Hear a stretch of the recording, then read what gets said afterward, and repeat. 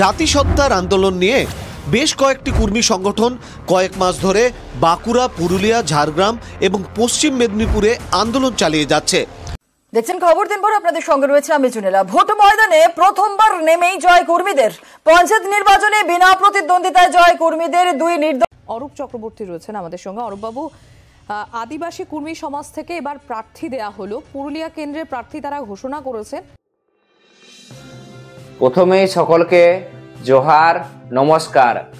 সামনেই 2026-এর মহাযুদ্ধ।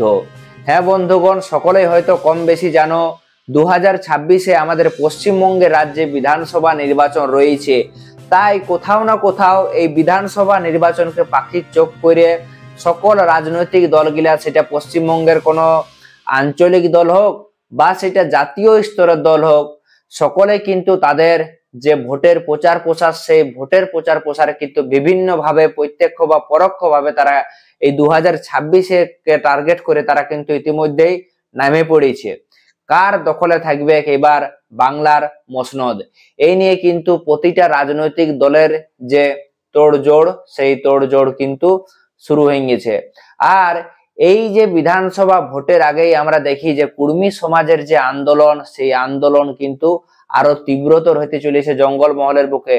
হ্যাঁ বন্ধুগণ, ইয়ার আগেও আমরা যদি লক্ষ্য করি, পঞ্চায়েত ভোট, লোকসভা ভোটের আগে এই জঙ্গলমহলের বুকে কিন্তু ক্রমশ তীব্রতর আকার ধারণ করেছিল এই কর্মী সমাজের আন্দোলন। তাদের যে জাতিসত্তার দাবিতে যে আন্দোলন, সেই আন্দোলন কিন্তু ক্রমশ তীব্রতর হয়েছিল। আর কোথাও না কোথাও লোকসভা, কোথাও না কোথাও এই যে বিধানসভা ভোট 2026-এ, আর এই বিধানসভা ভোটের আগে কর্মী সমাজের যে একাধিক যে কর্মসূচির ডাক দিয়েছে, তা নিয়ে কোথাও না কোথাও চিন্তিত রয়েছে শাসক থেকে বিরোধী সকলেই।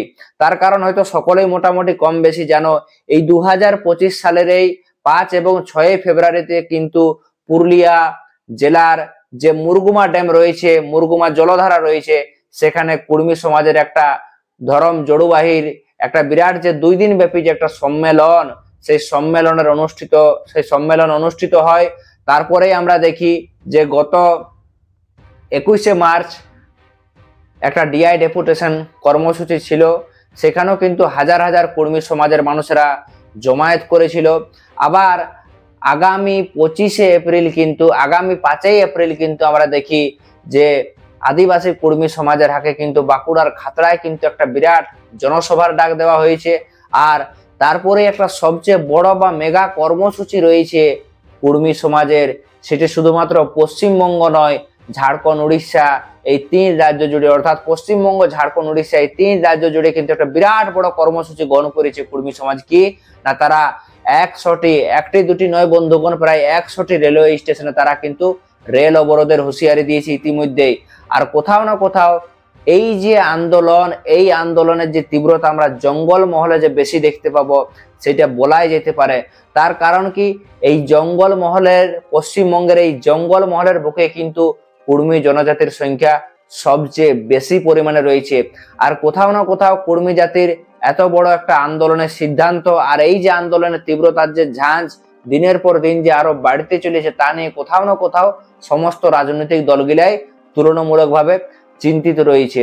তার কারণটা কেন বন্ধুগণ? তার কারণ আমরা বিগত দিনের যদি আমরা পঞ্চায়েত নির্বাচন দেখি আর লোকসভা নির্বাচন দেখি, এছাড়া আমরা বলতে পারি যে 2021 সালের যদি আমরা বিধানসভা নির্বাচন দেখি, সেখানেও দেখি কর্মী সমাজের তরফ থেকে কর্মী সমন্বয় যে মঞ্চ ছিল, সেখান থেকে কিন্তু বিভিন্ন যারা প্রার্থী হয়েছিলেন, বর্তমানে যিনি কর্মী সমাজের নেতা রয়েছেন মাননীয় রাজেশ মাহাতো, উনি কিন্তু প্রার্থী হয়েছিলেন। এছাড়াও আরো অনেকেই ছিলেন যারা নির্দল প্রার্থী হিসাবে প্রতিদ্বন্দ্বিতা করেছিলেন 2021-এর বিধানসভা ভোটে। যদিও তারা 2021-এর বিধানসভা নির্বাচনে সেই রকম কোনো প্রকার দাগ কাটতে পারেনি, তবে দেখা যায় যে পরবর্তী সময়ে যখন পঞ্চায়েত নির্বাচন হয় 2023 সালে, তখন কর্মী সমাজ কিন্তু একটা বড় ঘোষণা করে যে তারা এই জঙ্গল মহলের বুকে তারা নির্দল প্রার্থী দেবে এবং কর্মী জাতিকে বলা হয়, কর্মী জাতিকে ডাক দেওয়া হয় যে কর্মী জনজাতি যাতে এই নির্দল প্রার্থীদের সমর্থন করে। তারপরে দেখা যায় বন্ধুগণ, এমন বহু জায়গা রয়েছে যেখানে কর্মী সমাজ সমর্থিত নির্দল প্রার্থীরা কিন্তু বিনা প্রতিদ্বন্দ্বিতাতে জয়লাভ করেছিল, বিনা প্রতিদ্বন্দ্বিতাতে।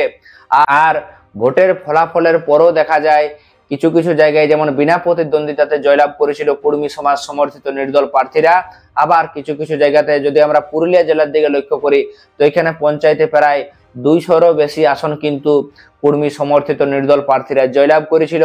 এবং বাঁকুড়া, ঝাড়গ্রাম, পশ্চিম মেদিনীপুরের একাধিক যে গ্রাম পঞ্চায়েত ছিল সেই গ্রাম পঞ্চায়েত কিন্তু কর্মী সমর্থিত নির্দল প্রার্থীদের দখলে গিয়েছিল। যদিও বন্ধুগণ ভোটের ফলাফল ঘোষণার পর দেখা যায় যে কর্মী সমাজের যে ভোট সেই ভোট কিন্তু পুরোপুরিভাবে একদিকে যায়নি, পুরোপুরি ভোটটা কিন্তু একদিকে যায়নি দিকে। তবে বলা যেতে পারে যে কর্মী সমাজ সমর্থিত নির্দল প্রার্থীরাও কিন্তু একটা মোটা অংশের ভোট কিন্তু পাইছিল। আর এই পঞ্চায়েত ভোটের পরও দেখা যায় যখন সেটা রাজ্য সরকার হোক বা কেন্দ্র সরকার হোক, কেউই যখন কর্মীদের দাবি পূরণ করে নাই তখন কিন্তু আবারও তারা ভোটে দাঁড়াবার সিদ্ধান্ত নেয়। এবং দেখা যায় পুরুলিয়া, বাঁকুড়া, ঝাড়গ্রাম, মেদিনীপুর এবং উত্তরবঙ্গের যে উত্তর মালদা রয়েছে, এই 5টা যে লোকসভা সেই 5টা লোকসভা কেন্দ্রে কিন্তু কর্মী সমাজ নির্দল প্রার্থী দেয়। এবং যদিও দেখা যায় খুব একটা প্রভাব কিন্তু ফেলতে পারে নাই, তার কারণ কি পুরুলিয়া লোকসভাতে তাদের ভোট সংখ্যা ছিল প্রায় 1 লক্ষের কাছাকাছি এবং বাকি যে সমস্ত লোকসভাগুলো ছিল সেখানে মোটামুটি কোনো জায়গাতে 17,000, কোনো জায়গাতে 19,000 এরকম একটা ভোট কিন্তু কর্মী সমাজের কাছে আসিছিল। অর্থাৎ টোটাল যদি আমরা ভোটের সংখ্যা দেখি, লোকসভা ভোটে কর্মী সমাজ সমর্থিত নির্দল প্রার্থীদের মোট যদি ভোটের সংখ্যা দেখি তাহলে কত, প্রায় 1.5 লক্ষ বলা যেতে পারে। 1.5 লক্ষের মতো ভোট কিন্তু কর্মী সমাজ সমর্থিত নির্দল প্রার্থীরা পাইছিল। এবার সবচেয়ে বড় প্রশ্ন হলো, যেহেতু কর্মীরা জঙ্গলমহলের রাজনীতির সমীকরণ পুরাপুরি ভাবে বদলে দিতে পারে, তাইলে যদি কর্মী জাতি আগামী দিনে অর্থাৎ এই 2026-এর বিধানসভা নির্বাচনে কর্মী জাতি কি ভোটে লড়াই করবে, এইটা কিন্তু সকলের মনে কিন্তু সবচেয়ে বড় প্রশ্ন রয়েছে যে 2026-এর বিধানসভা নির্বাচনে কি কর্মী জনজাতি ভোটে লড়াই করবে।